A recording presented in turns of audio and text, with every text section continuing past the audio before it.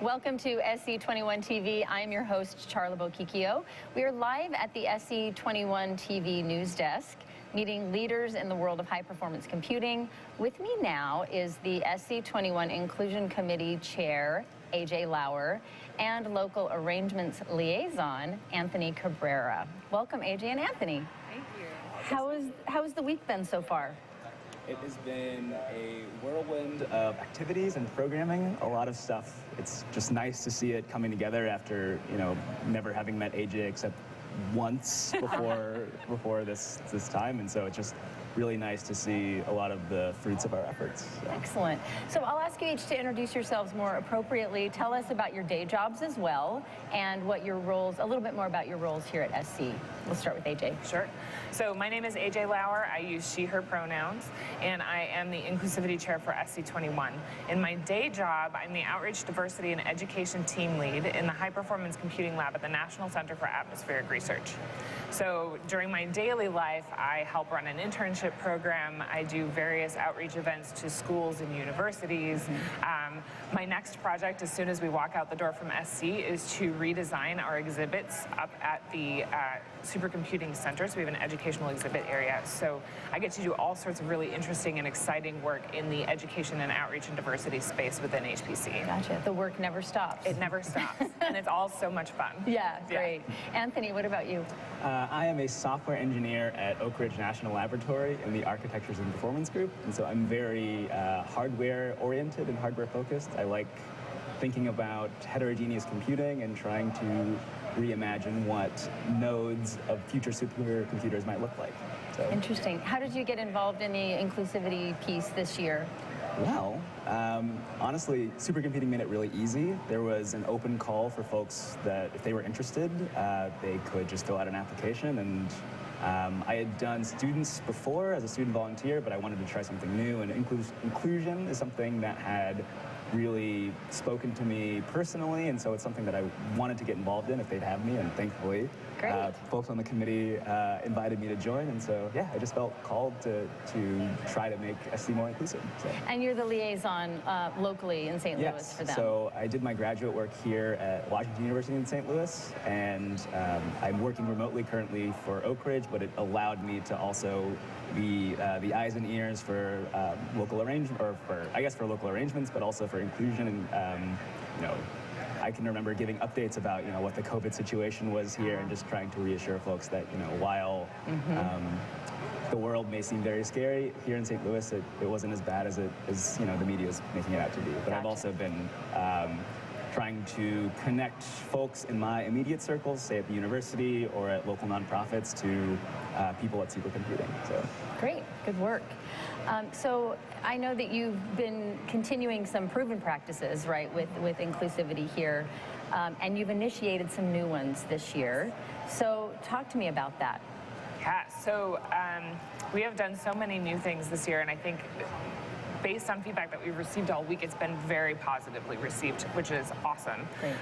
One of the things that we did this year was to have non-gendered restrooms here in the conference center. So on both the first and the second floor, we have 2 non-gendered restrooms, which is a space that anybody can use the restroom no matter how they identify with their gender. That's really important because for our trans and non-binary friends who attend the conference or attend any space, oftentimes bathroom use is very stressful. Yeah.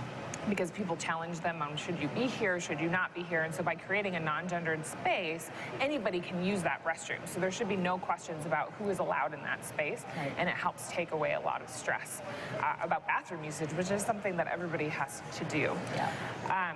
We also this year started something called affinity groups, and affinity groups are spaces for people who share personal identities to come together and meet other people who share those identities, and to dream about what the HPC world could be like. What do they want SC to be like? How can we support one another and connect one another with mentors and advocates and allies within our community who have been really helpful? And so those affinity groups, we held them on our SC21 Discord channel, which if you're here at the conference or you're attending virtually, you can still join that channel. It'll be open for the next day and a half. And those affinity groups, we've had, I think, 8 to 15 attendees at each one of those affinity groups. So they've been some really rich, really positive conversations throughout the week. We also actually, the volunteer recruitment effort that Anthony came in through was an inclusivity effort. This was the first year that we revamped that volunteer selection process and made it open to anyone. And so folks could submit their resume and indicate what committees they were interested in.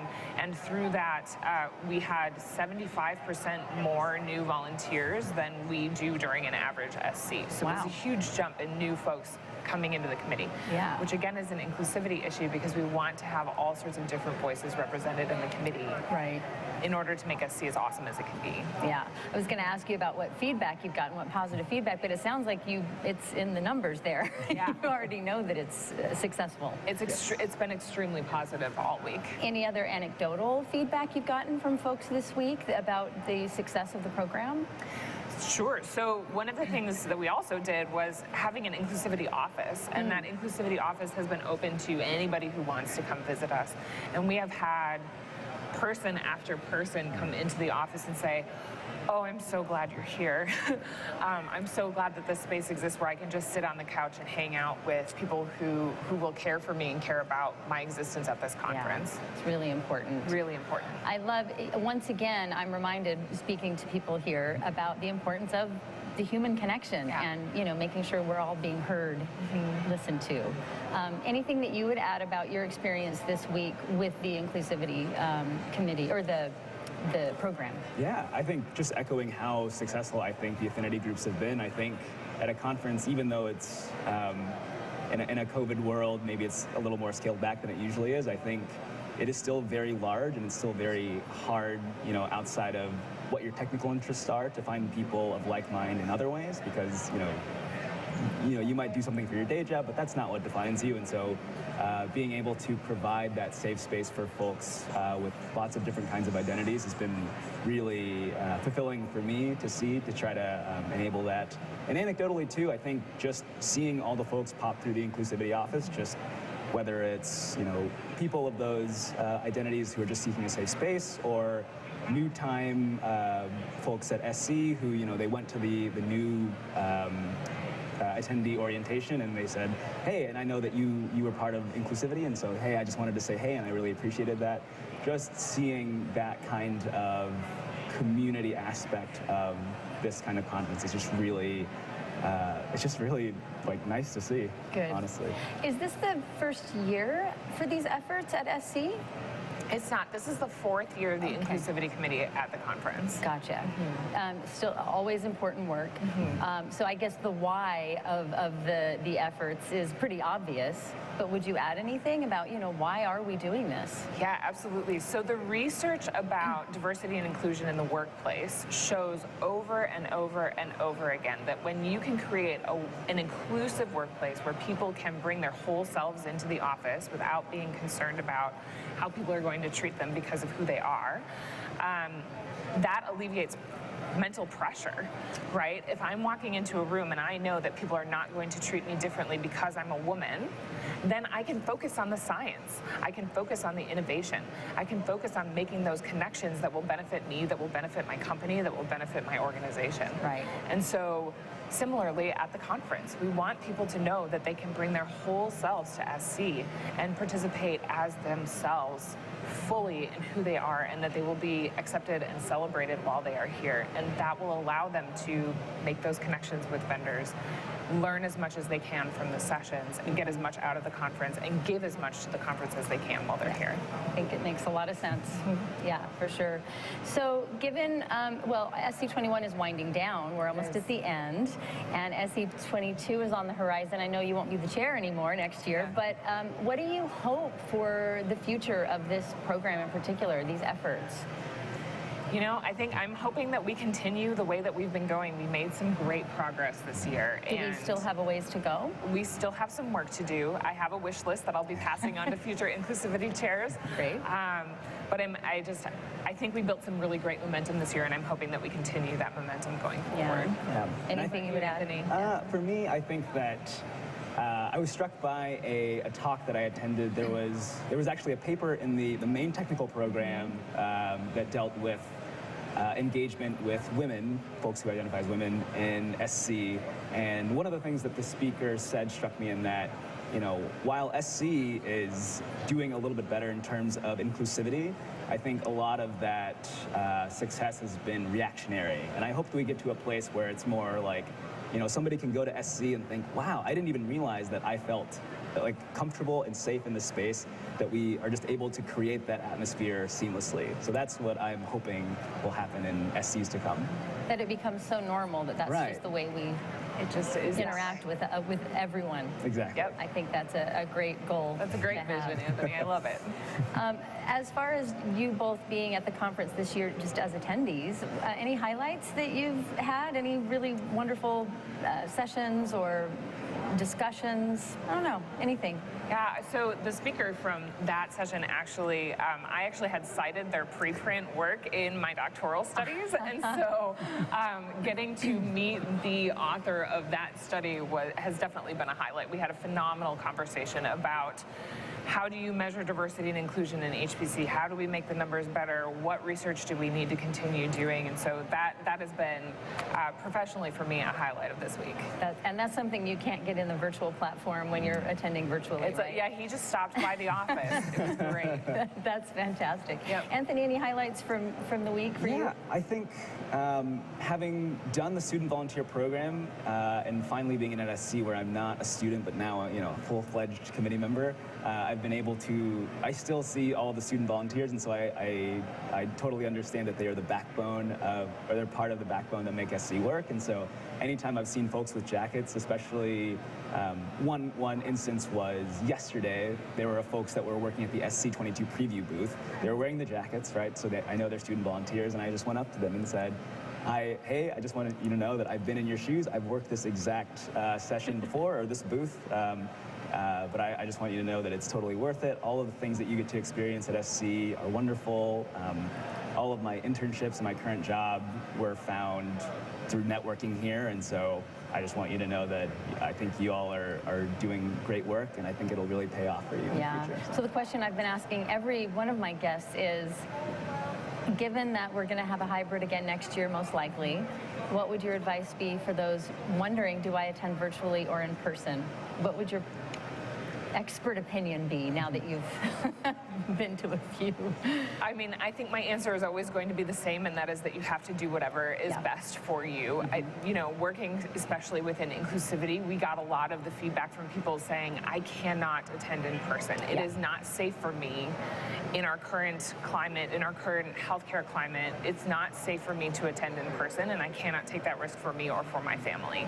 And I think that it's amazing to be here. It has been so great to hang out with people in person. That's a decision that worked for me and my family. And if it doesn't work for you and your family, I want you to stay home and experience the conference virtually. There's so much to offer in experiencing the conference virtually, just as there is so much to offer in experiencing the conference on site. Yeah. Do whatever makes sense for you. Right. Would you? Right. I would just echo AJ. I think there is just an inherent risk, especially if you're coming, from across, from a different country. There's a lot of risk involved in coming to here. But I think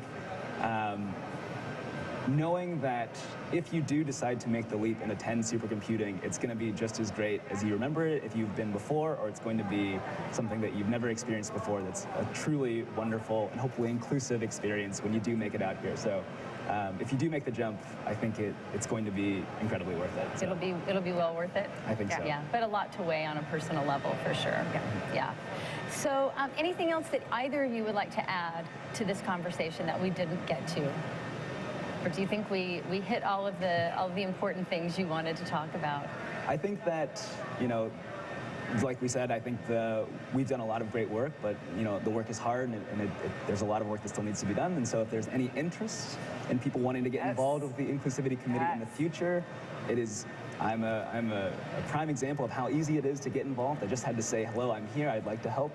And so if you feel that call too, I think you should definitely ask around. Ask us to see how you can get involved. Yeah. I was going to say, AJ, what would you suggest that people do if they are interested? What's the best route to get involved? So the call for volunteers, I believe, is still open for SC22. Okay. So you should be able to find that on the website. On the SC? Somewhere. On the SC website somewhere. Okay. And so If you're interested in participating, you're certainly welcome to reach out to me. I'm happy to help direct you to next year's committee. If you're interested in inclusivity, or if you're interested in any other way to get involved with the committee, we obviously need new folks, and we're excited to have new people around helping us plan the next SC. Great, sounds good. I want to end by getting a fun fact from both of you. A fun fact about SC, or a fun fact about you, us? you as a human being. I don't. Anything. It could be a special skill you have, some funny little story, something that might be surprising to people. So my kids, on my way here, handed me a cute little brown bunny because they were concerned that I was not going to get enough snuggles while I was at the conference. Oh, that is adorable. And so I actually have been carrying around a little bunny named Carrot Bunny, and he has been adventuring around St. Louis. If you look on Twitter under the hashtag Carrot Bunny, you can see some of the pictures of where Carrot Bunny has been this week. I think that might explode as a hashtag. That's going to be amazing. It's pretty cute. It's pretty cute. So Carrot Bunny didn't get any camera time. I guess. You know, I accidentally left Carrot Bunny back in the office, but if you're okay. around, you're welcome to come say hi to Carrot Bunny today or tomorrow. I have a visual in my head of what Carrot Bunny looks like. So, Anthony, what's a fun fact about you? Well, I currently live in St. Louis, and I'm an avid Ultimate Frisbee player, and so I'm very involved with that community here, and I've played on club teams here, and so it's something that I really enjoy. But yeah, I think I am a St. Louis transplant, but I love being here, and I feel like that's kind of rare. I feel like some folks like to think of St. Louis as a flyover city. Flyby. Yeah, but I did my graduate work here. I've been here for 7 years now, and I just really, really enjoy living in St. Louis. Excellent. So, yeah. I love to hear that. All right. Well, it's been a pleasure talking to both of you, AJ and Anthony, and I hope you enjoy the rest of your day. Yes. And I guess the breakdown of all whatever, I don't know if there's much work involved for you two now. Yeah, we have one more affinity group for Indigenous people at the conference, and then teardown will be pretty easy. We have up an LGBT flag and a Black Lives Matter flag in our office, and that's Easy. pretty much it. So Yeah. we'll just Fold those up and pack it up. All right. Well, it's been a pleasure talking to both of you. For those watching, please stay tuned for the latest in high-performance computing from SC21 TV. Although we don't have much more time, make sure to like us on Facebook, subscribe to our YouTube channel, and plan to attend SC22 in person, if possible, in Dallas next November. I'm Charla Bokikio.